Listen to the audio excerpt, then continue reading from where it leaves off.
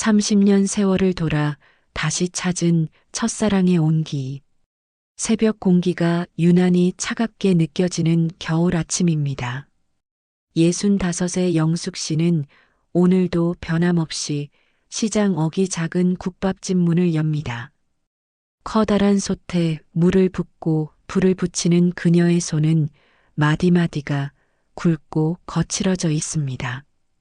남편을 일찍 여의고 홀로 두 남매를 키워내기 위해 보낸 세월이 그 손에 고스란히 담겨 있습니다.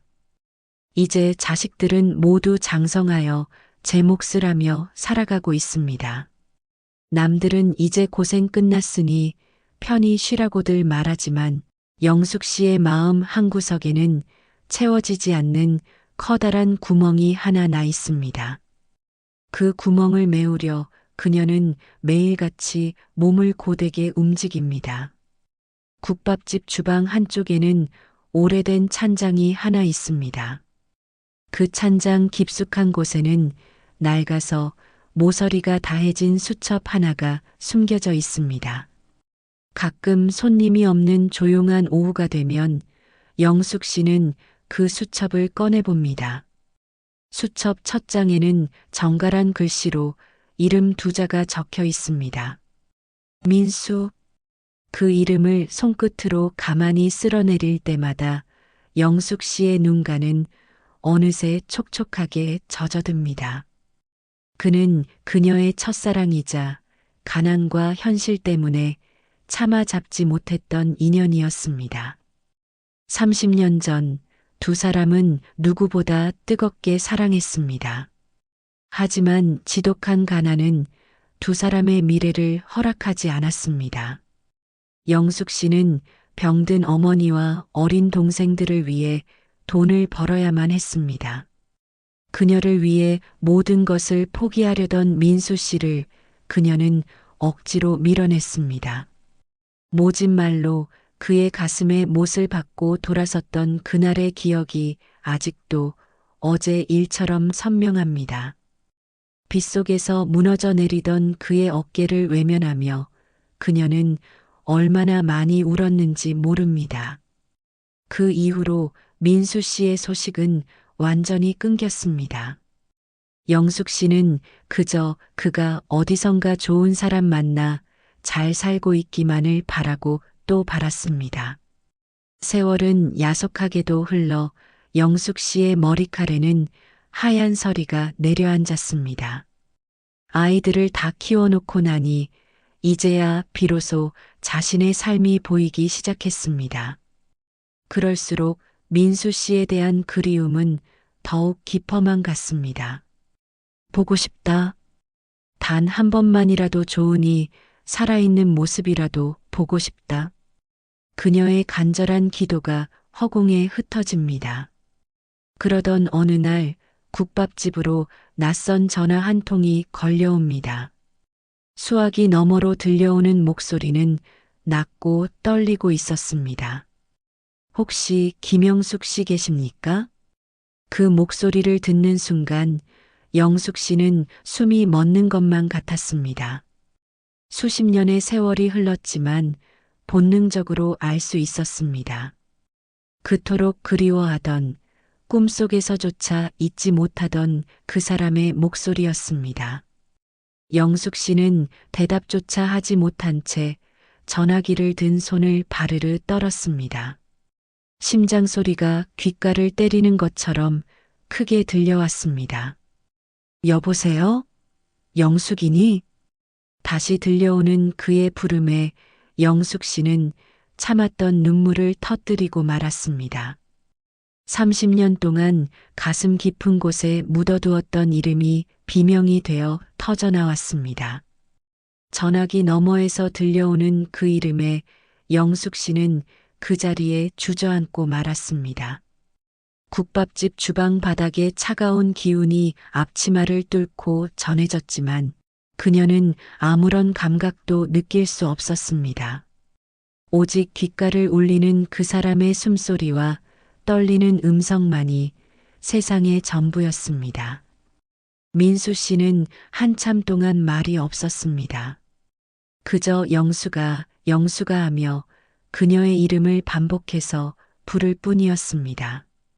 그 목소리에는 서러움과 그리움, 그리고 알 수 없는 안도감이 뒤섞여 있었습니다.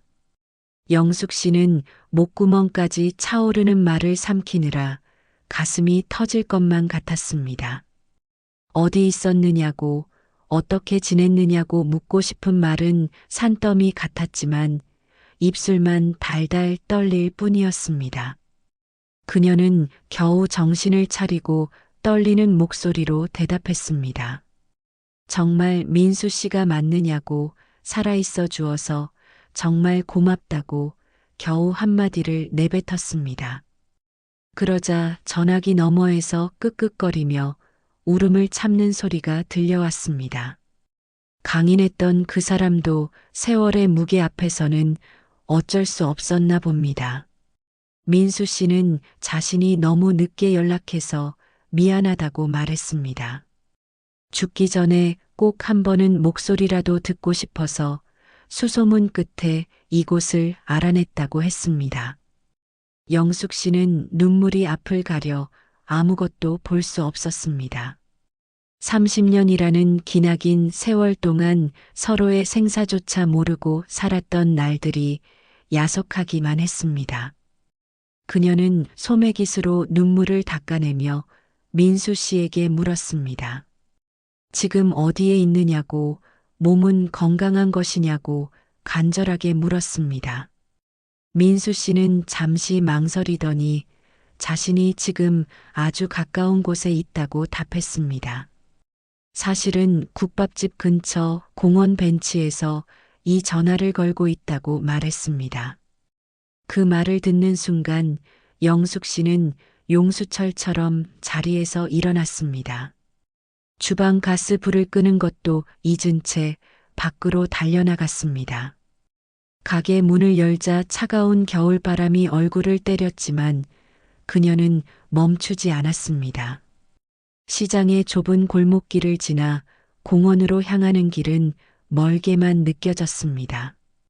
다리가 후들거리고 숨이 턱끝까지 차올랐지만 오직 그 사람을 만나야 한다는 생각뿐이었습니다. 공원 입구에 다다랐을 때 멀리 벤치에 앉아 있는 한 남자의 뒷모습이 보였습니다. 희끗희끗한 머리칼에 야윈 어깨를 가진 노신사가 휴대폰을 쥐고 고개를 숙이고 있었습니다. 영숙 씨는 그 뒷모습만 보고도 그가 민수 씨임을 확신했습니다. 30년이 지났어도 사랑했던 사람의 실루엣은 영혼에 새겨져 있었기 때문입니다. 그녀는 차마 다가가지 못하고 멀리서 그를 바라보았습니다. 민수 씨는 떨리는 손으로 손수건을 꺼내 눈가를 닦아내고 있었습니다. 그 모습이 너무나 가슴 아파 영숙 씨는 다시 눈물을 쏟았습니다. 우리가 왜 그토록 긴 시간을 돌아와야만 했을까요? 무엇이 우리를 이토록 모질게 갈라놓았던 것일까요? 영숙 씨는 떨리는 발걸음을 한 발짝씩 내디뎠습니다. 남자의 등 뒤에 서서 그녀는 아주 작게 그의 이름을 불렀습니다. 민수 씨. 그 소리에 남자가 서서히 고개를 돌렸습니다. 세월의 풍파가 깊게 새겨진 얼굴이었지만 눈매만은 예전의 그 선한 빛을 그대로 간직하고 있었습니다. 두 사람의 눈이 마주친 순간 공원의 시간은 30년 전으로 되돌아간 것만 같았습니다. 민수 씨는 믿기지 않는다는 듯 자리에서 일어나 영숙 씨를 바라보았습니다. 그의 눈에 다시 눈물이 고이고 입술이 파르르 떨렸습니다. 영수가 정말 너로구나. 그가 내민 손은 주름지고 거칠었지만 영숙 씨에게는 세상에서 가장 따뜻한 손이었습니다. 두 사람은 누가 먼저랄 것도 없이 서로를 향해 손을 뻗었습니다. 서로의 온기가 닿는 순간 30년의 차가웠던 침묵이 한순간에 녹아내렸습니다. 공원 벤치에 나란히 앉은 두 사람 사이에는 차가운 겨울바람도 감히 뚫지 못할 만큼 무겁고도 애절한 침묵이 흘렀습니다. 민수 씨는 떨리는 손을 내밀어 영숙 씨의 거칠고 마디 굵은 손등을 가만히 덮었습니다. 이 고운 손이 왜 이렇게 되었느냐며 지켜주지 못하고 고생만 시켜서 정말 미안하다는 말만 되풀이했습니다. 영숙 씨는 그저 고개를 저으며 소리 없는 눈물을 훔쳤습니다. 자신이 겪은 고초보다 그가 혼자 견뎌왔을 30년이라는 고독의 세월이 더 아프게 가슴을 찔렀기 때문입니다. 두 사람은 찬바람을 피해 영숙 씨의 작은 국밥집으로 자리를 옮겼습니다. 영업시간이 지나 불이 꺼진 고요한 가게 안에서 영숙 씨는 따뜻하게 데운 보리차 한 잔을 민수 씨 앞에 놓았습니다. 김이 모락모락 피어오르는 찻잔을 사이에 두고 두 사람은 비로소 30년의 세월 속에 묻어두었던 조각들을 하나씩 꺼내놓기 시작했습니다. 민수 씨는 영숙 씨와 헤어진 뒤 한동안 넋이 나간 사람처럼 정처 없이 전국을 떠돌았다고 고백했습니다. 그녀를 잊어보려 먼 타지의 공사 현장을 누비며 몸을 혹사했지만 밤마다 차오르는 그녀의 얼굴 때문에 술 없이는 단 한순간도 잠들지 못했습니다. 그러다 인연이 닿아 가정을 꾸리기도 했지만 가슴 한구석에 깊게 팬 영숙 씨라는 이름의 구멍은 그 누구도 채워줄 수 없었습니다. 결국 아내와 사별하고 홀로 남겨진 뒤에야 죽기 전에 얼굴이라도 한번 봐야겠다는 일념으로 그녀를 찾기 시작했다고 했습니다. 영숙 씨도 자신의 기구했던 삶을 담담히 이어갔습니다. 남편을 일찍 여의고 피눈물을 흘리며 어린 남매를 건사해온 날들, 매일 새벽 시장 골목을 누비며 국밥을 팔아 아이들을 공부시킨 이야기들을요. 민수 씨는 영숙 씨의 닳아버린 앞치마를 보며 자신이 곁에 있어주지 못한 세월에 대해 몇 번이고 가슴을 쳤습니다. 우리가 그때 조금만 더 용기를 냈더라면 어땠을까요? 가난이라는 파도 앞에서 서로의 손을 더 꽉 잡았더라면 우리의 인생은 지금과 조금은 달라져 있었을까요? 영숙 씨는 민수 씨의 야윈 어깨와 깊게 팬 주름을 보며 그가 짊어졌을 삶의 무게와 서글픔을 온몸으로 느꼈습니다. 그녀 또한 누군가의 아내로 또한 두 아이의 엄마로 치열하게 세상을 버텨왔지만 마음 깊은 곳 사당 같은 곳에는 늘 민수라는 이름의 등불을 끄지 못하고 있었습니다. 30년이라는 시간은 너무나 길고도 잔인했습니다. 강산이 3번이나 바뀌고 검던 머리칼이 팥뿌리처럼 하얗게 변할 만큼 모진 세월이었습니다. 하지만 그 긴 시간도 두 사람의 영혼 속에 깊게 새겨진 서로를 향한 간절한 그리움만은 끝내 지워내지 못했습니다. 민수 씨는 안주머니에서 낡아서 너덜너덜해진 지갑을 꺼냈습니다. 그 안에는 너무 많이 만져서 형체를 알아보기 힘들 정도로 색이 바랜 사진 한 장이 있었습니다. 20살 무렵 단발머리를 하고 수줍게 웃고 있던 영숙 씨의 모습이었습니다. 이 사진 한 장 가슴에 품고 30년을 버텼어. 그의 떨리는 말 한마디에 영숙 씨는 다시 가슴이 무너져 내렸습니다. 나를 잊지 않았다는 것만으로도 고마워해야 할지 아니면 그토록 긴 세월을 서로 그리워하며 허비한 것을 원망해야 할지 영숙 씨의 마음은 걷잡을 수 없는 파도처럼 요동쳤습니다. 그녀는 민수 씨의 주름진 손을 두 손으로 꼭 맞잡았습니다. 이제는 뼈마디가 도드라지고 검버섯이 내려앉은 노인의 손이었지만 그녀에게는 여전히 20살 청년 민수의 따뜻한 온기가 느껴지는 유일한 손이었습니다. 민수 씨, 나도 당신을 단 한순간도 잊은 적이 없어요. 고된 하루를 마치고 시장통에 앉아 담배 연기를 바라볼 때면 어디선가 당신이 수고했다며 어깨를 두드려 줄 것만 같아 자꾸 뒤를 돌아보곤 했답니다. 두 사람은 그렇게 서로의 엇갈린 세월을 확인하며 밤이 깊어가는 줄도 모르고 눈물 섞인 이야기를 나누었습니다. 밤이 깊어갈수록 국밥집 안의 공기는 더욱 애틋하고 묵직해졌습니다. 영숙 씨는 민수 씨의 창백한 안색과 간간히 터져나오는 마른 기침이 자꾸만 마음에 걸렸습니다. 보리차를 다시 따뜻하게 데워 건네며 그녀는 조심스럽게 그의 건강을 물었습니다. 민수 씨는 힘겹게 미소를 지으며 별일 아니라고 손사래를 쳤지만 그의 떨리는 손끝은 숨길 수 없는 세월의 병증을 드러내고 있었습니다. 사실 민수 씨는 큰 수술을 몇 번이나 견뎌내며 위태로운 삶을 이어오고 있었습니다. 자신에게 남은 시간이 그리 길지 않다는 것을 직감한 뒤에야 그는 염치불구하고 영숙 씨를 찾기로 결심했던 것입니다. 그 이야기를 전해 듣는 영숙 씨의 가슴은 다시금 갈기갈기 찢어지는 것 같았습니다.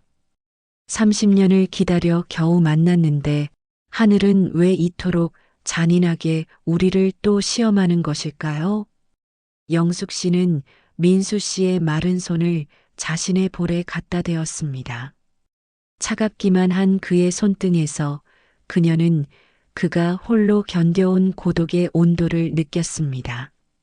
민수 씨는 영숙 씨에게 미안하다고 다시 한번 말했습니다. 건강한 모습으로 나타나 든든한 버팀목이 되어주고 싶었는데 이렇게 짐만 되는 모습으로 찾아와서 정말 부끄럽다고 했습니다. 영숙 씨는 그의 입술을 자신의 손가락으로 가만히 막았습니다. 살아있어 준 것만으로도 나를 잊지 않고 찾아준 것만으로도 충분하다고 말했습니다. 두 사람의 눈에는 다시금 소리 없는 눈물이 차올랐습니다. 가게 안의 낡은 시계추 소리가 유난히 크게 들리는 밤이었습니다. 영숙 씨는 문득 서랍 속에 고이 간직했던 낡은 손수건 하나를 꺼냈습니다. 그것은 30년 전 민수 씨가 군대에 가기 전날 그녀에게 선물했던 것이었습니다. 모서리에 작게 수놓아진 이름 석자가 이제는 다 닳아버렸지만 그녀는 그것을 소중하게 간직해 왔습니다. 이걸 아직도 가지고 있었느냐며 민수 씨는 아이처럼 엉엉 울음을 터뜨렸습니다. 서로가 서로의 인생에서 가장 빛나던 순간의 조각을 붙들고 기나긴 어둠의 터널을 지나왔음을 확인하는 순간이었습니다. 영숙 씨는 그에게 약속했습니다. 이제는 어디에도 가지 말라고 남은 시간이 얼마가 되었든 내가 당신 곁을 지키겠다고 말입니다. 민수 씨는 고개를 저으며 그녀의 앞날을 걱정했습니다. 이미 자식들 다 키우고 편히 쉴 나이에 병든 자신을 돌보게 할 수는 없다는 고집이었습니다. 하지만 영숙 씨는 단호했습니다. 30년을 당신 없이 살았는데 이제 무엇이 두렵겠느냐며 그녀는 그의 품에 가만히 머리를 기댔습니다. 비록 예전처럼 넓고 단단한 가슴은 아니었지만 영숙 씨에게는 그곳이 세상에서 가장 아늑한 안식처였습니다. 우리의 사랑은 왜 항상 이렇게 아프고 힘들기만 했을까요? 청춘의 가난이 우리를 갈라놓더니 이제는 세월의 병마가 우리 앞을 가로막고 있었습니다. 그럼에도 불구하고 두 사람은 잡은 손을 결코 놓지 않았습니다. 오히려 시간이 흐를수록 서로의 온기를 더 간절하게 탐했습니다. 밖에는 차가운 겨울비가 내리기 시작했습니다. 창문을 때리는 빗소리가 마치 두 사람의 서러운 통곡 소리처럼 들렸습니다. 영숙 씨는 민수 씨를 위해 주방에서 정성껏 죽을 끓이기 시작했습니다. 그가 좋아하던 재료들을 기억해내며 그녀는 한 국자 한 국자마다 자신의 정성을 꾹꾹 눌러 담았습니다. 민수 씨는 주방에서 음식을 준비하는 영숙 씨의 뒷모습을 보며 비로소 30년 만에 마음의 평화를 얻었습니다. 이것이 꿈이라면 영원히 깨지 않기를 그는 간절히 기도하고 또 기도했습니다. 우리가 잃어버린 30년은 다시 돌아오지 않겠지만 함께 할 수 있는 지금 이 순간만큼은 그 무엇보다 소중했습니다. 영숙 씨는 정성스레 끓인 죽을 들고 민수 씨 앞으로 다가갔습니다. 김이 모락모락 나는 죽을 한 수저 떠서 정성스럽게 식힌 뒤 그의 입술에 가져다 대었습니다. 민수 씨는 눈물을 흘리며 그녀가 주는 위로를 받아들였습니다. 이 따뜻한 온기 하나를 위해 우리는 그토록 먼 길을 돌아온 것이었습니다. 행복은 찰나였고 폭풍은 생각보다 빨리 찾아왔습니다. 평소처럼 반찬을 챙겨주러 들른 딸 지원 씨가 가게 문을 열었을 때 영숙 씨는 민수 씨의 손을 꼭 잡고 그의 굽은 등을 어루만지고 있었습니다. 낯선 노인과 함께 있는 엄마의 모습에 지원 씨는 소스라치게 놀랐습니다. 엄마, 이 할아버지는 누구야? 딸의 날카로운 질문에 영숙 씨는 당황하며 잡고 있던 손을 황급히 놓았습니다. 민수 씨는 고개를 숙인 채 어쩔 줄 몰라 하며 야윈 어깨를 더욱 움츠렸습니다. 영숙 씨는 떨리는 목소리로 겨우 입을 뗐습니다. 오래전 엄마가 알던 분이라고 몸이 많이 편찮으셔서 잠시 쉬고 계신 거라고 말입니다. 하지만 눈치 빠른 딸은 엄마의 흔들리는 눈빛에서 예사롭지 않은 기운을 읽어냈습니다. 엄마 설마 이분이 말로만 듣던 그 첫사랑이라는 분이야? 지원 씨의 목소리가 높아지자 영숙 씨는 제발 조용히 하라며 딸의 팔을 붙들었습니다. 지원 씨는 기가 막힌다는 듯 한숨을 내쉬며 민수 씨를 훑어보았습니다. 초라한 행색에 병색이 완연한 노인을 바라보는 딸의 시선은 차갑기만 했습니다. 엄마 미쳤어? 지금 이 나이에 병수발이라도 들겠다는 거야? 우리가 엄마 고생 끝났다고 얼마나 좋아했는데 왜 스스로 지옥으로 걸어 들어가느냐고 딸은 소리를 질렀습니다. 그 모진 말들은 영숙 씨의 가슴뿐만 아니라 곁에 있던 민수 씨의 심장에도 비수가 되어 꽂혔습니다. 민수 씨는 힘겹게 자리에서 일어나 죄송하다는 말을 남기고 가게 밖으로 도망치듯 나갔습니다. 영숙 씨가 그를 따라가려 했지만 딸이 앞을 가로막았습니다. 엄마 제발 정신 차려. 저 사람 엄마 이용하러 온 거 안 보여?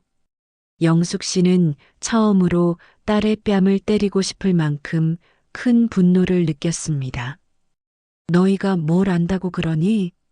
내가 30년 동안 어떤 마음으로 살았는지 너희가 단 한 번이라도 물어본 적 있어? 영숙 씨의 절규의 딸은 멍한 표정으로 엄마를 바라보았습니다. 늘 자식들밖에 모르던 희생적인 엄마의 입에서 나온 뜻밖의 말이었습니다. 나는 너희 엄마이기 전에 김영숙이라는 여자야. 내 가슴속에 평생 품어온 사람이고 그 사람이 죽어가는 걸 보면서 내가 어떻게 모른 척하겠니? 영숙 씨는 바닥에 주저앉아 통곡했습니다. 소식을 듣고 달려온 아들 동훈 씨도 당황하기는 마찬가지였습니다. 하지만 아들은 말없이 주저앉아 우는 엄마의 거친 손을 가만히 잡았습니다. 동훈 씨는 알고 있었습니다. 어린 시절 엄마가 깊은 밤마다 낡은 수첩을 꺼내보며 남몰래 한숨 짓던 그 외로움을 말입니다. 엄마, 저분이 그렇게 소중한 분이었어? 아들의 낮은 물음에 영숙 씨는 고개를 끄덕이며 아들의 옷소매를 붙들고 애원했습니다. 동훈아, 제발 엄마 좀 도와줘. 저 사람 이대로 보내면 엄마는 평생 숨도 못 쉬고 살 것 같아. 자식들의 반대는 완강했습니다. 특히 딸 지원 씨는 엄마가 또다시 고생길에 들어서는 것을 결사 반대하며 울며 불며 매달렸습니다. 하지만 영숙 씨의 결심은 흔들리지 않았습니다. 그녀는 평생 처음으로 자식들에게 고집을 부렸습니다. 엄마 인생에서 처음으로 나 자신을 위한 선택을 하겠다고 선언했습니다. 자식들은 그런 엄마의 모습이 낯설면서도 가슴 한구석이 아릿해졌습니다. 우리가 아는 엄마는 늘 우리를 위해 모든 것을 내어주던 나무 같은 존재였는데 이제 그 나무가 자신의 뿌리를 찾아가고 싶어 하는 것을 보게 된 것입니다. 영숙 씨는 밤새 뜬 눈으로 지새우며 민수 씨가 머물고 있는 낡은 여인숙으로 향했습니다. 자식들의 말 때문에 상처받았을 그를 생각하니 가슴이 미어지는 것 같았습니다. 여인숙 좁은 방 안에서 홀로 기침을 토해내던 민수 씨는 다시 찾아온 영숙 씨를 보며 눈물을 흘렸습니다. 영숙아, 그냥 돌아가렴. 자식들 말이 다 맞다. 내가 너한테 짐이 되면 안 되는 거였다. 영숙 씨는 그의 말린 등을 꼭 껴안았습니다. 당신이 짐이라고 생각한 적 한 번도 없어요. 이제부터 내가 당신의 숨이 되어 줄게요.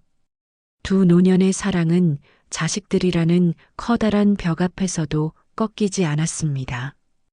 오히려 그 시련은 두 사람의 잡은 손을 더 단단하게 묶어주었습니다. 겨울 햇살이 국밥집 유리창을 통해 따스하게 스며드는 오후였습니다. 영숙 씨는 민수 씨를 자신의 집 작은 방에 머물게 했습니다. 자식들의 눈총이 따가웠지만 그녀는 더 이상 남의 눈치를 보며 소중한 시간을 허비하고 싶지 않았습니다.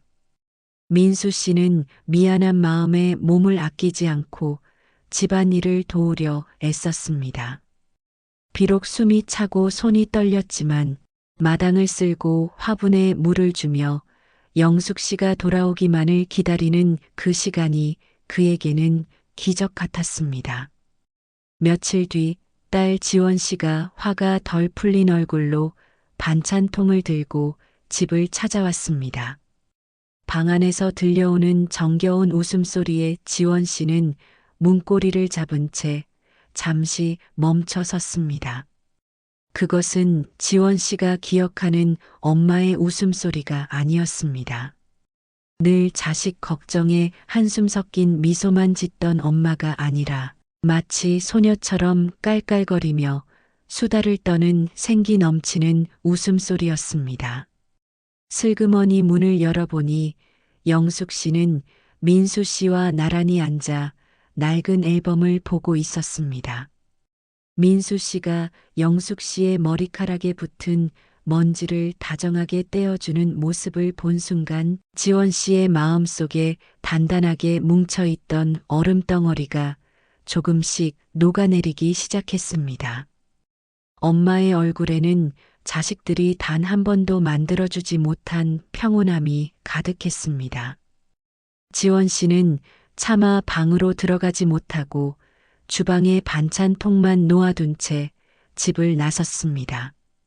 집으로 돌아가는 길에 지원 씨는 아들 동훈 씨에게 전화를 걸었습니다.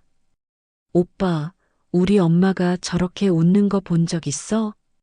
딸의 울먹이는 목소리에 아들은 말없이 고개를 끄덕였습니다. 동훈 씨는 이미 며칠 전부터 엄마의 집 주변을 맴돌며 그들의 일상을 지켜보고 있었습니다. 엄마는 민수 씨를 위해 매일 새벽 약탕기를 올리고 그의 야윈 다리를 밤새도록 주무르며 행복해하고 있었습니다. 그것은 병수발이라는 고통이 아니라 평생의 그리움을 보상받는 치유의 과정처럼 보였습니다. 아들은 깨달았습니다. 엄마에게 지금 필요한 것은 자식들의 효도가 아니라 자신의 상처를 온전히 이해하고 함께 아파해 줄 수 있는 저 남자의 존재라는 것을 말입니다. 주말이 되자 아들 동훈 씨가 과일 바구니를 들고 정식으로 집을 방문했습니다. 민수 씨는 긴장한 기색으로 아들 앞에 무릎을 꿇고 앉았습니다. 민수 씨는 떨리는 목소리로 동훈 씨에게 말했습니다.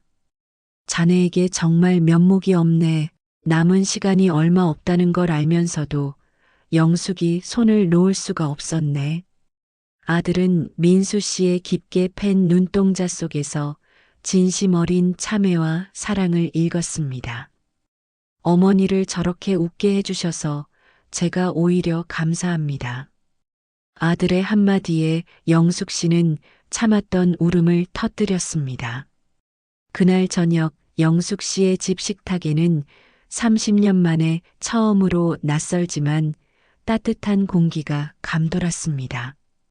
아들이 사온 과일을 깎으며 영숙 씨는 연신 민수 씨의 접시에 먼저 놓아주었습니다. 그 모습을 지켜보던 딸 지원 씨도 결국 못 이기는 척 숟가락을 들었습니다. 자식들의 마음이 완전히 열린 것은 아니었지만 적어도 엄마의 선택이 틀리지 않았음을 인정하기 시작한 것입니다.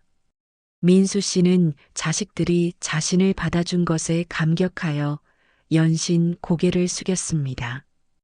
그는 그날 밤 영숙 씨에게 약속했습니다. 당신과 자식들에게 짐이 되지 않도록 악착같이 버텨보겠다고 말입니다. 영숙 씨는 그의 손을 꼭 잡으며 대답했습니다. 버티지 않아도 돼요. 그냥 내 곁에만 있어주면 돼요. 두 사람의 사랑은 이제 자식들이라는 든든한 울타리 안에서 조금씩 안정을 찾아갔습니다.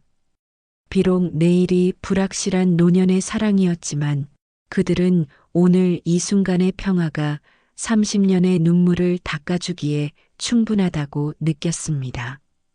마당에 핀 겨울 매화가 추위 속에서도 꽃망울을 터뜨리려 준비하고 있었습니다. 마치 두 사람의 늦깎이 사랑처럼 말입니다.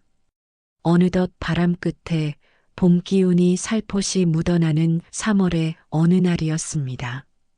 영숙 씨는 민수 씨를 데리고 평생 가슴 깊은 곳에 보물처럼 품고 살았던 그곳으로 향했습니다. 30년 전 두 사람이 눈물로 서로의 손을 마지막으로 놓았던 작고 조용한 바닷가 마을이었습니다. 민수 씨는 며칠 사이 몰라보게 수척해진 모습이었지만 영숙 씨의 손을 잡은 힘만은 예전처럼 단단했습니다. 차창 너머로 푸른 파도 소리가 들려오자 두 사람의 눈가는 약속이라도 한 듯 붉게 물들었습니다. 영숙 씨는 휠체어에 앉은 민수 씨의 무릎을 두툼한 담요로 꼼꼼히 덮어주었습니다. 바다 냄새가 정말 좋다며 아이처럼 천진하게 웃는 민수 씨의 얼굴을 보니 영숙 씨는 가슴 한구석이 칼로 베이는 것처럼 미어지는 것 같았습니다. 우리는 왜 이 거친 파도처럼 쉼없이 밀려오고 밀려가며 서로를 그토록 간절히 그리워해야만 했을까요? 영숙 씨는 그의 등 뒤에서 조용히 흐르는 눈물을 훔치며 그의 앙상한 어깨에 얼굴을 가만히 묻었습니다. 민수 씨는 떨리는 손을 들어 영숙 씨의 손등을 천천히 토닥였습니다. 미안하다는 말 대신 정말 고맙다는 말을 낮은 목소리로 건네는 그의 목소리는 파도 소리에 섞여 더욱 애절하게 들렸습니다. 그는 자신의 인생 마지막 여행지가 당신과 함께한 이곳이라서 정말 다행이라고 말했습니다. 영숙 씨는 마지막이라는 무서운 말은 꺼내지도 말라며 그의 입술을 자신의 손가락으로 가만히 막았습니다. 하지만 하늘의 시계는 무정하게도 두 사람의 남겨진 시간을 억지로 멈추려 하고 있었습니다. 해변을 따라 천천히 걷던 중 민수 씨가 갑자기 심한 기침을 토해내며 차가운 모래사장 위로 정신을 잃고 쓰러졌습니다. 영숙 씨는 비명을 지르며 그를 붙들었지만 그의 몸은 이미 젖은 종이 인형처럼 힘없이 늘어져 있었습니다. 주변 사람들의 도움으로 구급차에 올라타는 그 절박한 순간에도 영숙 씨는 그의 손을 결코 놓지 않았습니다. 병원 응급실의 차가운 인공 조명 아래에서 영숙 씨는 신이 있다면 제발 도와달라고 간절히 기도했습니다. 30년을 피눈물로 기다려 겨우 만났는데 제발 이 사람을 이대로 데려가지 말아 달라고 빌고 또 빌었습니다. 소식을 듣고 한 걸음에 달려온 자식들도 엄마의 처절한 기도를 보며 함께 소리 죽여 눈물을 흘렸습니다. 의사는 조심스럽게 가족들을 따로 불러 이제는 마음의 준비를 하시는 게 좋겠다고 낮은 목소리로 말했습니다. 하지만 영숙 씨는 그 말을 절대로 믿지 않았습니다. 그녀는 민수 씨의 귓가에 대고 목이 터져라 끊임없이 속삭였습니다. 아직 내가 당신에게 해줄 이야기가 너무 많이 남았다고 제발 눈을 떠서 나를 봐달라고 말입니다. 그녀의 간절한 외침이 하늘에 가닿았던 것일까요? 깊은 어둠의 터널 속을 헤매던 민수 씨가 기적적으로 천천히 눈을 떴습니다. 그는 희미하게 미소 지으며 영숙 씨의 눈물 범벅이 된 얼굴을 한참 동안 바라보았습니다. 그의 눈동자에는 여전히 영숙 씨를 향한 무한한 사랑과 애잔함이 깊게 서려 있었습니다. 그는 떨리는 목소리로 영숙 씨에게 평생 하고 싶었던 사랑한다는 말을 나직이 남겼습니다. 30년 전 차마 전하지 못했던 그 진심이 비로소 그녀의 시린 가슴에 깊숙이 닿았습니다. 영숙 씨는 그의 가슴에 가만히 귀를 대고 그의 느릿하고 규칙적인 심장 소리를 들었습니다. 비록 약하고 위태로운 박동이었지만 그녀에게는 세상에서 가장 아름다운 생명의 음악이었습니다. 두 사람은 그렇게 서로의 가혹한 운명을 받아들이며 죽음조차 갈라놓지 못할 단단한 사랑을 다시 한번 확인했습니다.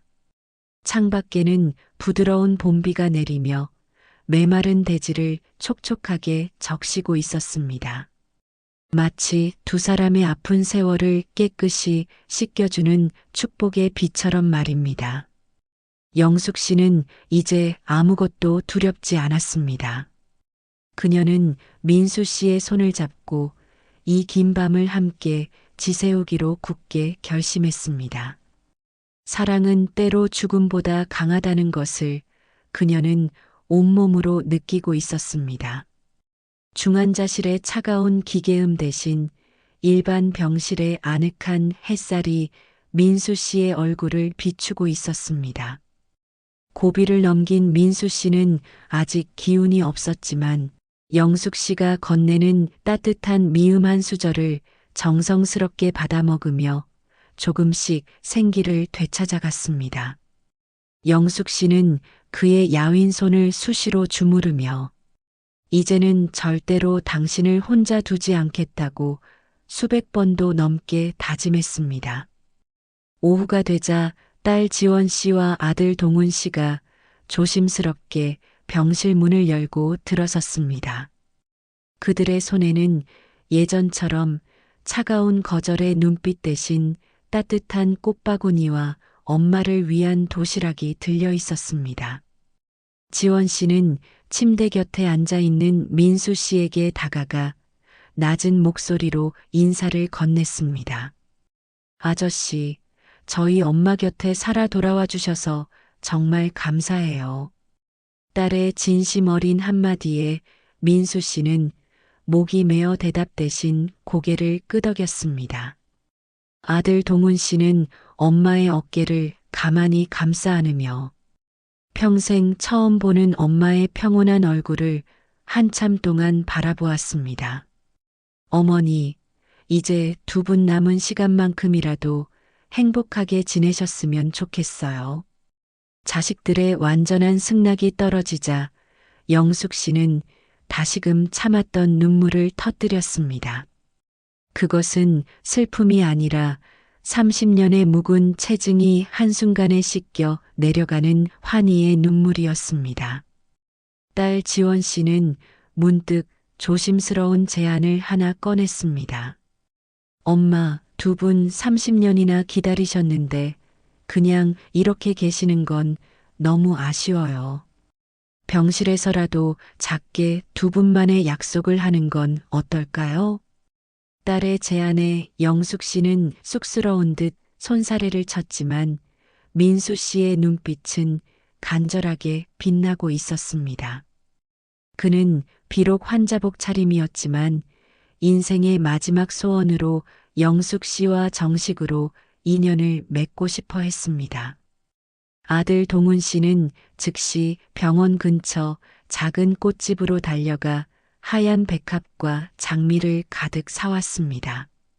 딸 지원 씨는 엄마를 위해 화사한 새 옷을 준비하고 영숙 씨의 거친 손에 예쁜 매니큐어도 발라주었습니다. 병실은 어느새 세상에서 가장 작고 소박하지만 가장 거룩한 결혼식장으로 변해갔습니다. 간호사들도 두 사람의 애절한 사연을 듣고 조용히 축하의 인사를 건네며 작은 케이크를 준비해 주었습니다. 민수 씨는 힘겹게 몸을 일으켜 앉아 동훈 씨가 사온 깔끔한 셔츠로 갈아입었습니다. 그는 안주머니에서 30년 동안 간직해온 낡은 수첩을 꺼냈습니다. 그 안에는 젊은 시절 영숙 씨에게 미처 전하지 못했던 사랑의 서약서가 적혀 있었습니다. 영숙 씨는 하얀 면사포 대신 예쁜 실크 스카프를 머리에 두르고 민수 씨 앞에 섰습니다. 두 노년의 연인은 서로의 눈을 바라보며 30년을 돌아온 사랑의 고백을 나직이 의조렸습니다. 민수 씨는 떨리는 목소리로 영숙 씨에게 평생 당신의 그림자가 되어 곁을 지키겠다고 약속했습니다.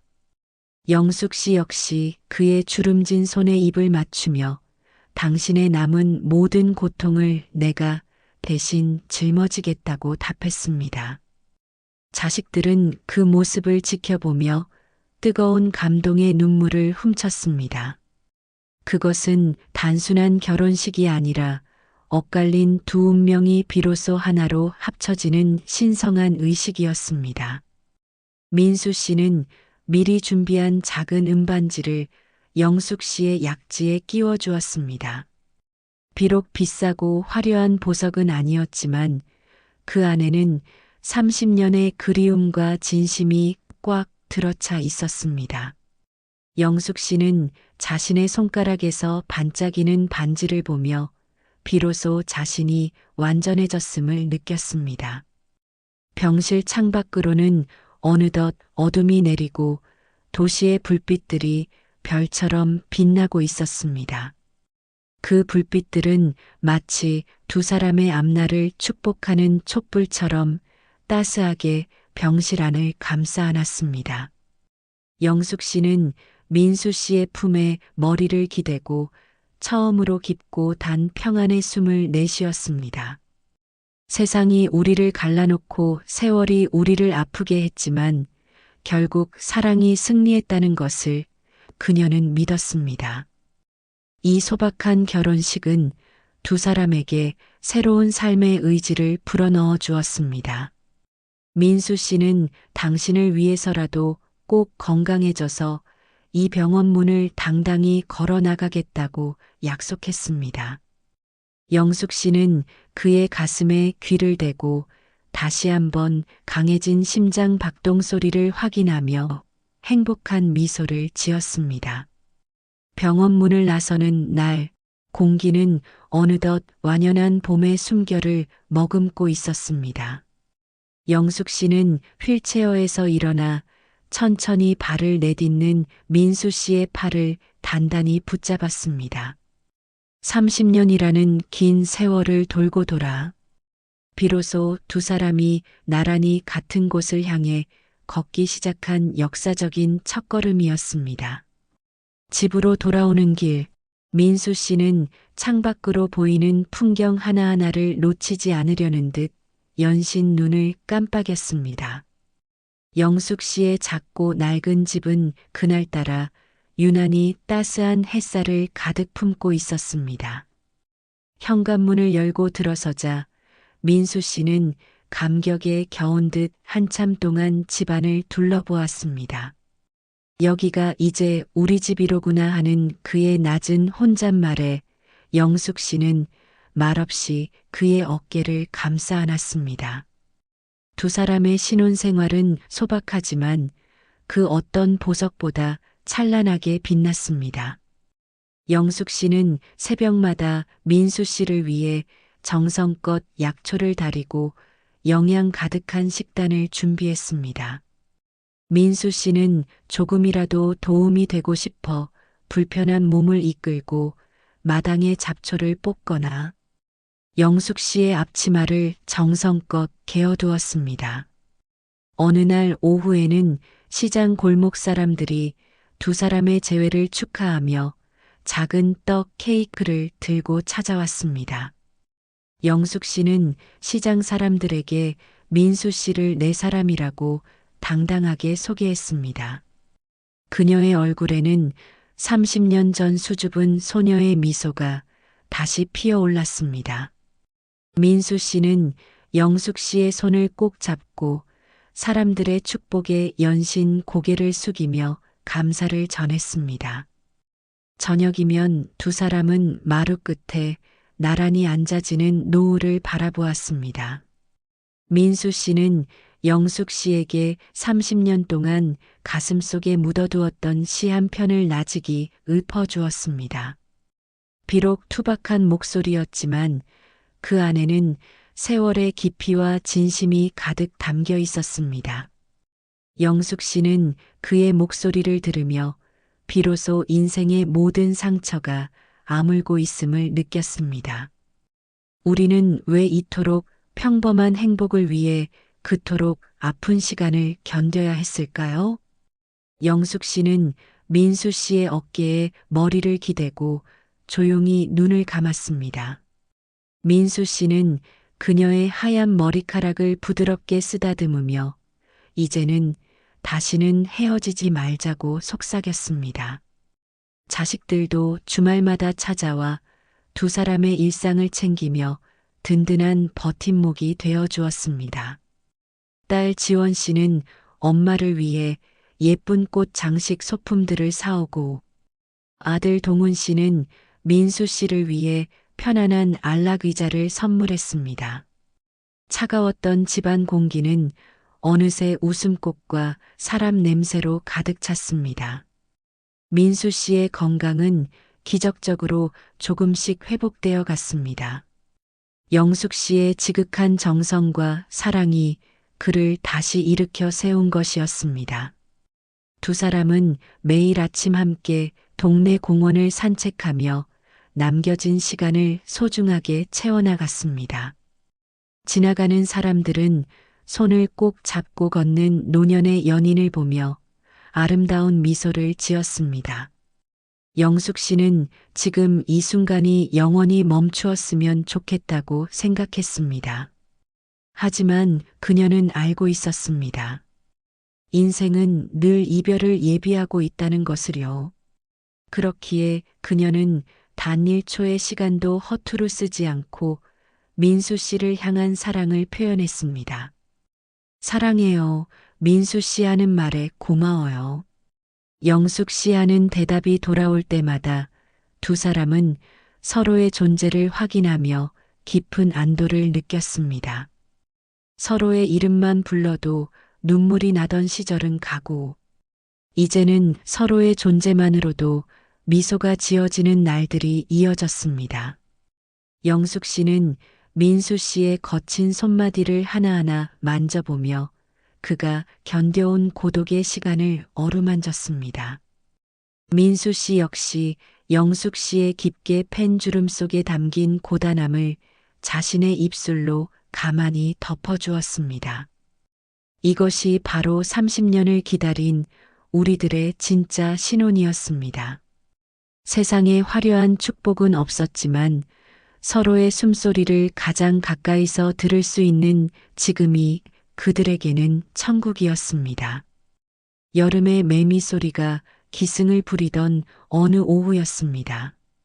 마당의 나무 그늘 아래 나란히 앉아 부채질을 나누던 두 사람 위로 말할 수 없는 고요함이 내려앉았습니다.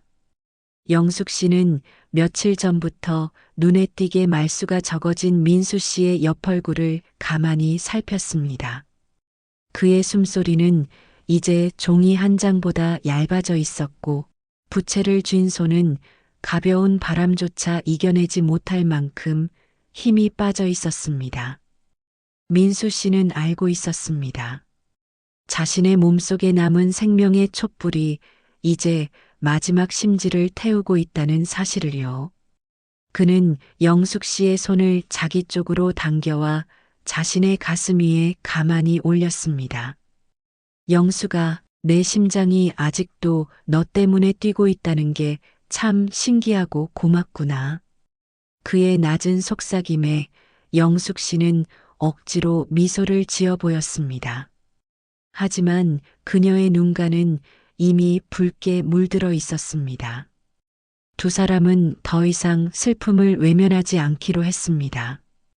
이별은 피할 수 없는 손님처럼 이미 문 앞에 와 있었고 그들은 그 손님을 가장 의연하게 맞이하고 싶었습니다. 민수 씨는 서랍 속에 소중히 간직했던 낡은 상자를 꺼냈습니다. 그 안에는 지난 30년 동안 영숙 씨를 그리워하며 쓴 수많은 편지와 그녀에게 주지 못하고 간직해온 작고 낡은 시계 하나가 들어 있었습니다. 이 시계를 보며 매 순간 너를 생각했어. 이제 이 시간들을 다 너에게 주고 가고 싶구나. 민수 씨의 떨리는 손이 영숙 씨의 손목에 시계를 채워주었습니다. 영숙 씨는 시계 바늘이 움직이는 소리를 들으며 그가 홀로 견뎠을 고독한 시간의 무게를 온몸으로 느꼈습니다. 영숙 씨도 그를 위한 마지막 선물을 준비했습니다. 그녀는 시장에서 가장 좋은 천을 끊어다가 그가 마지막 길에 입고 갈 하얀 수의를 정성껏 지었습니다. 한 땀 한 땀 바느질을 할 때마다 그녀는 눈물 대신 기도를 담았습니다. 민수 씨, 그곳에 가서는 더 이상 아프지 마세요. 먼저 가서 기다리고 있으면 내가 당신 향기 잊지 않고 꼭 찾아갈게요. 영숙 씨의 고백에 민수 씨는 그녀의 주름진 뺨을 부드럽게 쓰다듬었습니다. 두 사람은 이제 눈물로 시간을 낭비하지 않았습니다. 오히려 평소보다 더 많이 웃고 더 많이 서로의 이름을 부르며 남겨진 1분 1초를 보석처럼 아꼈습니다. 해질녘 노을이 마당을 붉게 물들이면 민수 씨는 영숙 씨의 무릎을 베고 누워 옛날 이야기를 들려달라고 졸랐습니다. 우리가 처음 만났던 그 냇가 마을 이야기며 30년 전 함께 먹었던 달콤한 솜사탕 이야기까지요. 그 이야기들은 두 사람에게 슬픈 추억이 아니라 영원히 기억될 아름다운 전설이 되어가고 있었습니다. 민수 씨는 영숙 씨에게 한 가지 약속을 청했습니다. 내가 떠나더라도 너무 오래 울지 말아달라고, 대신 우리가 함께 웃었던 이 마당의 꽃들을 보며 나를 기억해달라고 말입니다. 영숙 씨는 목이 메어 대답 대신 그의 가슴팍에 얼굴을 묻었습니다. 밤이 찾아오면 두 사람은 서로의 심장 소리를 자장가 삼아 잠이 들었습니다. 내일 아침 다시 눈을 떴을 때 상대방의 온기를 느낄 수 있다는 것만으로도 그들에게는 매일이 기적이었습니다. 자식들도 이 경건한 이별의 준비 과정을 묵묵히 지켜보며 두 노년의 사랑이 가진 위대함 앞에 고개를 숙였습니다.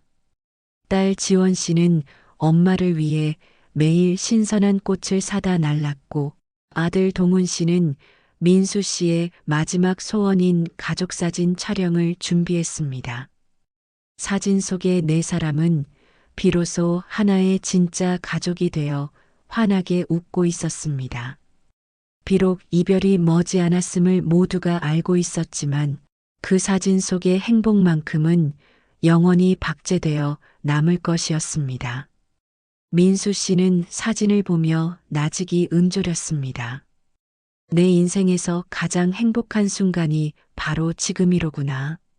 그의 한마디는 영숙 씨의 가슴 속에 깊은 위로가 되어 박혔습니다. 우리는 길고도 험한 길을 돌아왔지만 결국 가장 따뜻한 품 안에서 마지막 인사를 나눌 수 있게 되었습니다. 그것만으로도 우리의 30년은 헛되지 않았습니다. 창밖으로 어둠이 짙게 깔리고 달빛조차 숨을 죽인 깊은 밤이었습니다. 병실 안에는 오직 민수 씨의 힘겨운 호흡 소리와 영숙 씨의 나직한 기도 소리만이 고요히 흐르고 있었습니다.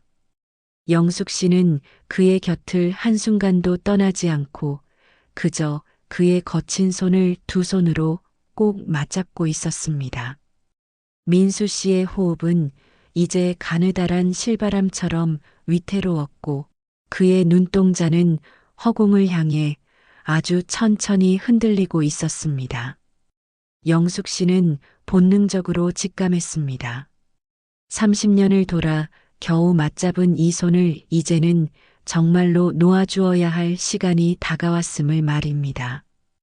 그녀는 그의 귓가에 입술을 바짝 대고 세상에서 가장 다정한 목소리로 속삭이기 시작했습니다.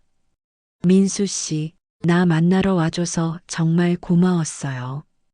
당신 덕분에 내 인생에 뻥 뚫린 구멍이 비로소 다 채워졌답니다.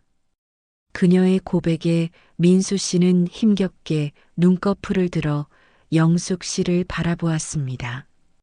그의 눈에는 슬픔보다 미안함이, 그리고 그보다 훨씬 더 큰 사랑의 빛이 담겨 있었습니다. 그는 떨리는 입술을 달싹이며 무언가 말을 하려 애썼습니다.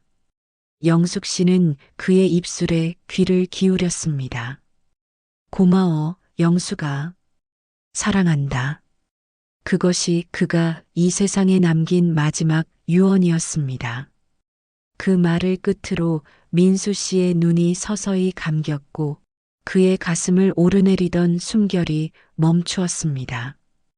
영숙 씨는 비명을 지르는 대신 그의 차가워지는 가슴에 얼굴을 묻고 조용히 어깨를 떨었습니다.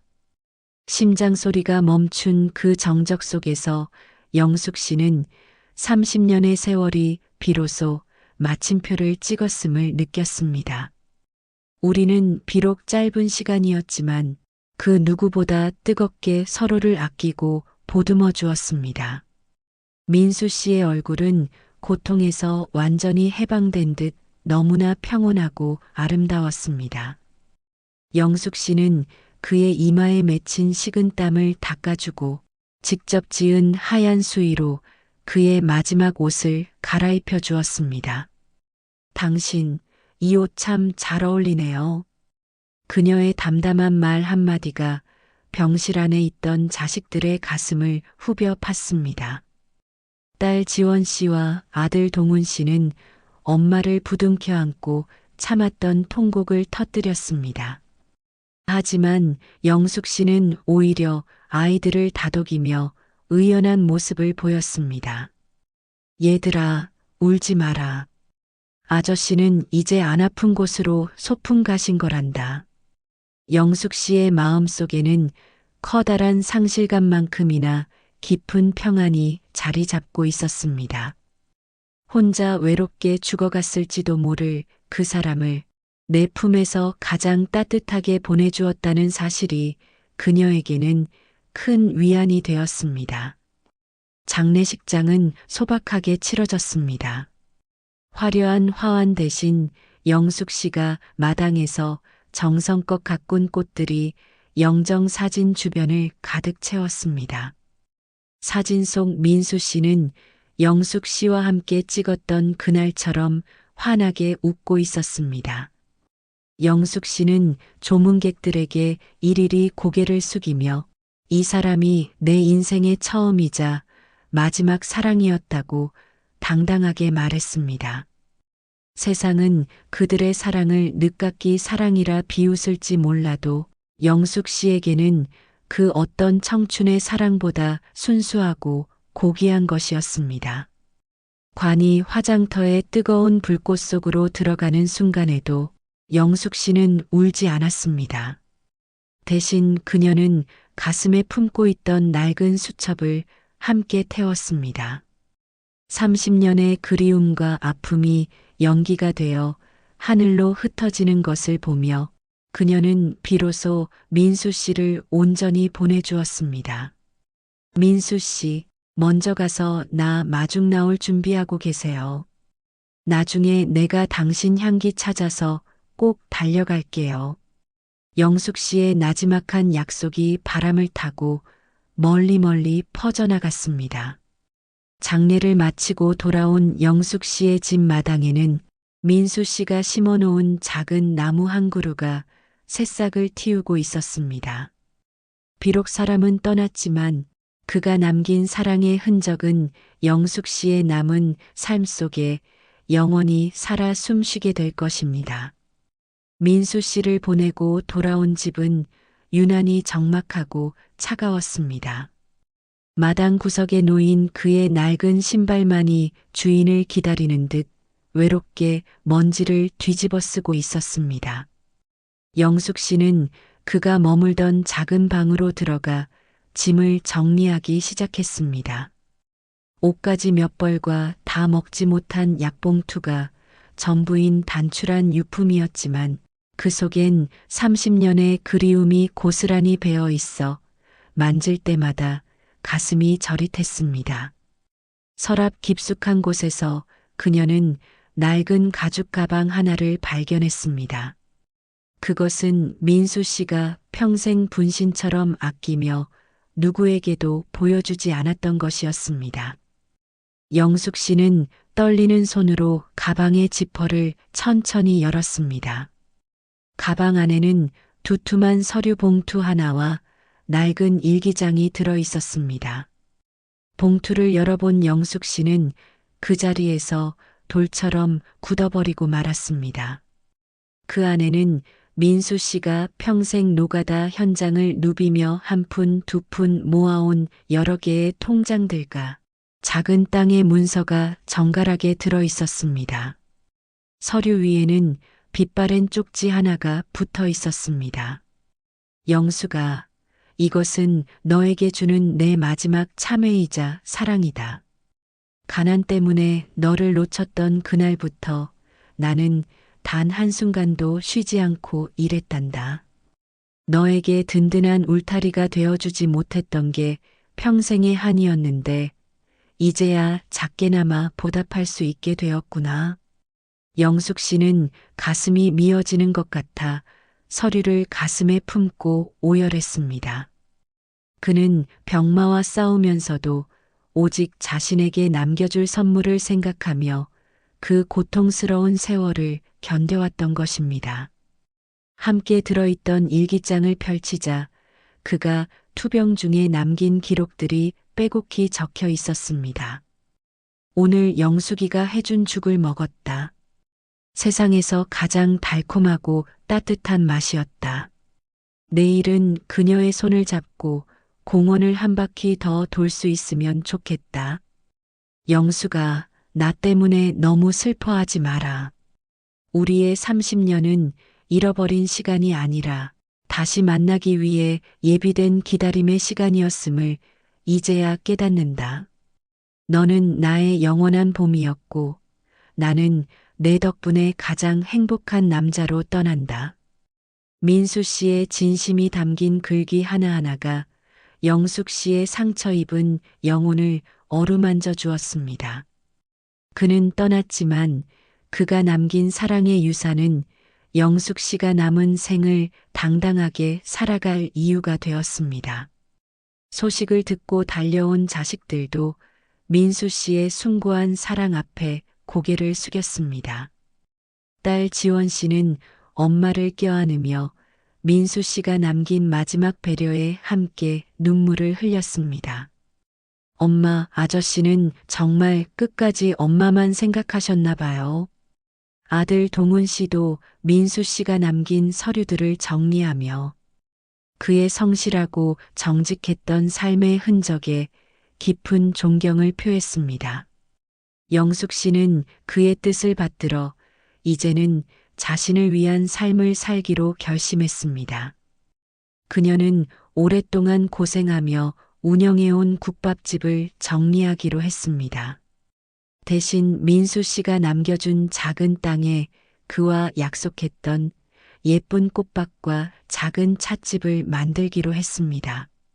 그곳에 그가 좋아하던 나무를 심고 자신처럼 외롭고 힘든 사람들에게 따뜻한 차 한 잔을 대접하며 살아가는 것이 그의 사랑에 보답하는 길이라 생각했습니다. 민수 씨, 당신이 준 이 사랑으로 나는 이제 절대 외롭지 않아요. 내 가슴 속에 당신의 향기가 영원히 살아 숨쉬고 있으니까요. 영숙 씨의 얼굴에 30년 만에 처음으로 눈물 섞인 평온한 미소가 번졌습니다. 그녀는 창가에 핀 작은 꽃을 바라보며 나지막이 그의 이름을 불렀습니다. 이제야 비로소 진정한 해피엔딩이 시작되려 하고 있었습니다. 30년 넘게 새벽 공기를 가르며 불을 지폈던 국밥집의 커다란 가마솥이 차갑게 식었습니다. 영숙 씨는 정들었던 주방 도구들을 하나하나 닦아 정리하며 지난 세월을 되돌아보았습니다. 이곳에서 흘린 눈물과 땀방울이 자식들을 키워냈고 결국 민수 씨와 다시 만날 수 있는 징검다리가 되어 주었습니다. 시장의 이웃들은 떠나는 그녀를 붙잡으며 아쉬워했지만 그녀의 얼굴에 피어난 평온한 미소를 보며 진심 어린 축복을 건넸습니다. 영숙 씨는 민수 씨가 남겨준 한적한 시골 마을의 작은 땅으로 거처를 옮겼습니다. 그곳은 산자락 아래 푸른 들판이 펼쳐진 햇살이 유난히 길게 머무는 평화로운 곳이었습니다. 그녀는 그곳에 화려하진 않지만 아담하고 정겨운 작은 목조 건물을 짓기 시작했습니다. 가게 이름은 민수의 정원이라고 지었습니다. 그녀는 민수 씨가 생전에 좋아한다고 말했던 도라지꽃과 백합, 그리고 수수한 들꽃들을 마당 가득 심었습니다. 꽃씨를 뿌리고 흙을 만지는 동안 영숙 씨는 민수 씨와 함께 일하는 기분을 느꼈습니다. 바람이 불어 꽃잎이 흔들리면 마치 그가 잘하고 있다며 어깨를 토닥여주는 것만 같았습니다. 그녀는 이제 더 이상 혼자가 아니었습니다. 자식들도 주말마다 내려와 서툰 일손을 보탰습니다. 딸 지원 씨는 찻집 벽면에 예쁜 그림을 그려 넣었고 아들 동훈 씨는 민수 씨가 좋아하던 나무들을 찾아다니며 정원을 가꾸었습니다. 찻집 안에는 민수 씨가 남겨준 낡은 시계와 일기장, 그리고 두 사람이 함께 찍은 사진을 소중하게 전시해 두었습니다. 이곳은 단순한 찻집이 아니라 30년을 돌아온 두 사람의 사랑이 영원히 머무는 성소가 되었습니다. 드디어 찻집 문을 여는 날, 첫 손님은 시장에서 인연을 맺었던 노부부였습니다. 영숙 씨는 정성껏 달인 따뜻한 대추차 한 잔을 내놓으며 이 차에는 30년의 기다림과 사랑이 담겨 있다고 수줍게 말했습니다. 손님들은 찻집의 아늑한 분위기와 영숙 씨의 인자한 모습에 감동하며 자신들의 살아온 이야기도 하나둘씩 꺼내놓았습니다. 민수의 정원은 어느새 상처받고 외로운 사람들이 모여 서로의 마음을 치유하는 공간이 되어갔습니다. 영숙 씨는 손님들의 이야기를 들어주며 민수 씨가 자신에게 그랬던 것처럼 따뜻한 위로를 건넸습니다. 그녀는 깨달았습니다. 고통스러웠던 30년의 세월은 결코 버려진 시간이 아니었으므려. 그 아픔이 있었기에 타인의 슬픔을 더 깊이 이해할 수 있는 넉넉한 가슴을 갖게 된 것이었습니다. 노을이 지는 저녁이면 영숙 씨는 정원 한 구석에 놓인 민수 씨의 안락의자에 앉아 조용히 눈을 감았습니다. 민수 씨, 나 정말 행복해요. 당신이 남겨준 이 사랑으로 나는 매일 누군가에게 희망을 주고 있어요. 그녀의 고백에 대답하듯 산들바람이 불어와 그녀의 뺨을 부드럽게 스쳤습니다. 죽음이 갈라놓은 것처럼 보였던 두 사람의 인연은 오히려 더 크고 깊은 사랑의 꽃으로 피어나고 있었습니다. 이것은 슬픈 이별이 아니라 사랑이 남긴 찬란한 유산이었습니다. 단풍이 정원을 붉게 물들이던 어느 고즈넉한 오후였습니다. 찻집 문이 조심스럽게 열리며 낯선 남녀가 안으로 들어섰습니다. 그들은 한참 동안 벽에 걸린 민수 씨의 사진 앞을 떠나지 못하고 어깨를 들썩이며 울먹였습니다. 영숙 씨는 직감적으로 알 수 있었습니다. 그들은 바로 민수 씨가 평생 가슴 한구석에 미안함으로 품고 살았던 전처와의 사이에서 얻은 자식들이었습니다.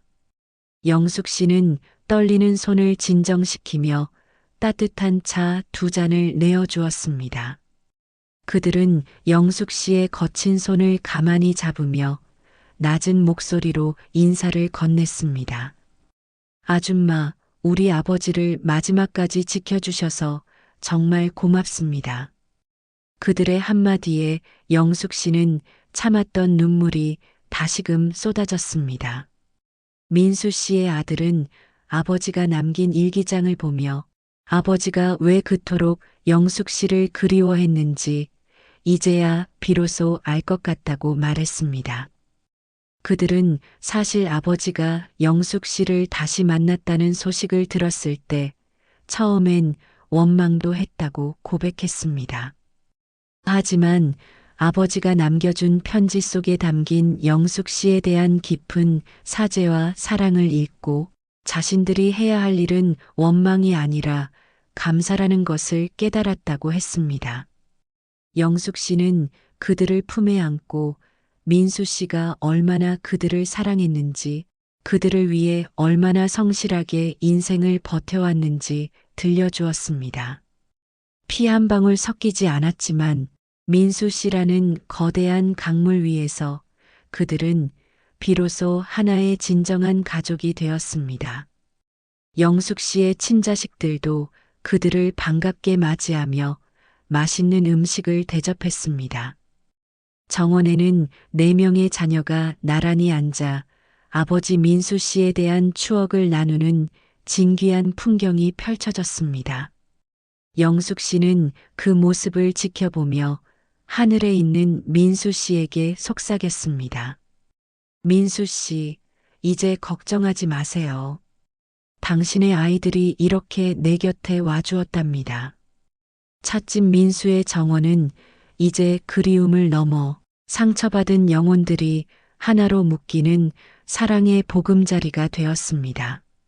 그날 밤 영숙 씨는 민수 씨의 일기장 마지막 갈피에 새로운 문장을 적어 넣었습니다. 우리의 사랑은 끝나지 않았고 이제 더 큰 가족으로 다시 시작됩니다. 이것은 민수 씨가 영숙 씨에게 남긴 가장 크고 위대한 마지막 선물이었습니다. 민수 씨가 떠난 지도 어느덧 수차례의 계절이 바뀌었습니다. 찻집 민수의 정원에는 여전히 햇살이 따사롭게 내리쬐고 그가 좋아하던 백합과 도라지 꽃은 해마다 더 흐드러지게 피어납니다. 영숙 씨는 이제 거울 속 자신의 하얀 머리카락과 깊게 팬 주름을 사랑하게 되었습니다. 그 주름 속에는 민수 씨와 함께 울고 웃었던 30년의 세월이 보석처럼 박혀 있기 때문입니다. 그녀는 매일 아침 정원에 핀 꽃들에게 안부를 묻는 것으로 하루를 시작합니다. 꽃들이 흔들리면 마치 그가 잘 잤느냐고 묻는 것만 같아 그녀는 입가에 잔잔한 미소를 띠곤 합니다. 이제 찻집은 전국에서 소문을 듣고 찾아오는 명소가 되었습니다.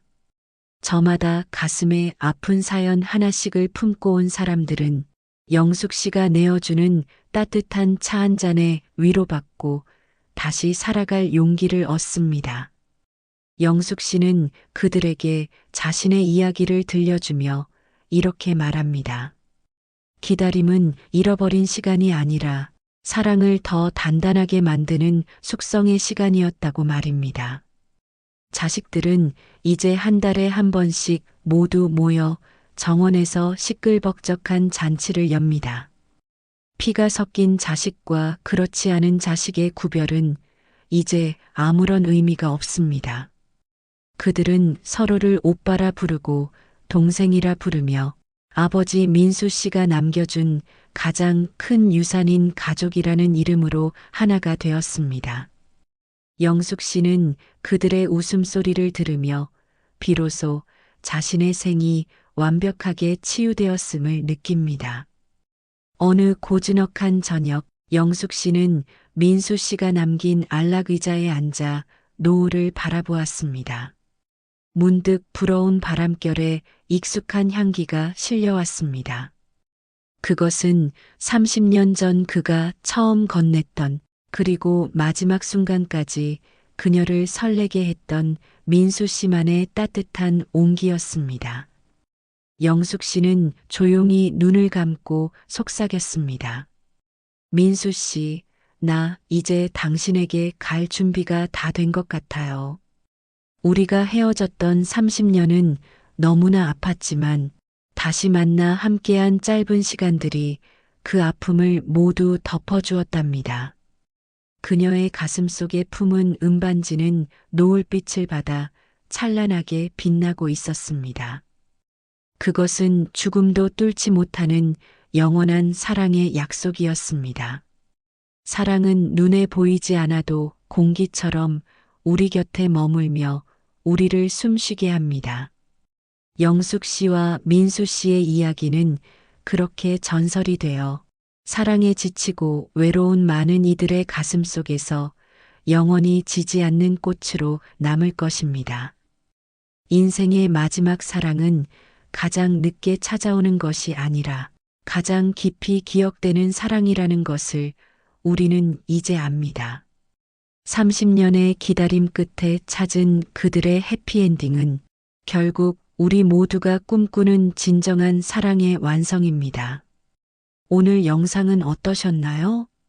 30년의 세월을 뛰어넘어 마침내 영원한 사랑을 완성한 영숙 씨와 민수 씨의 이야기가 여러분의 가슴에도 깊은 위로가 되었기를 바랍니다. 진정한 사랑은 결코 늦지 않습니다. 지금 곁에 있는 소중한 사람에게 따뜻한 말 한마디 건네보는 건 어떨까요? 오늘 이야기가 가슴에 닿으셨다면 구독과 좋아요, 알림 설정 부탁드립니다. 여러분의 마지막 사랑을 응원하는 막사제니였습니다. 다음에도 가슴 찡한 이야기로 다시 찾아뵙겠습니다. 감사합니다.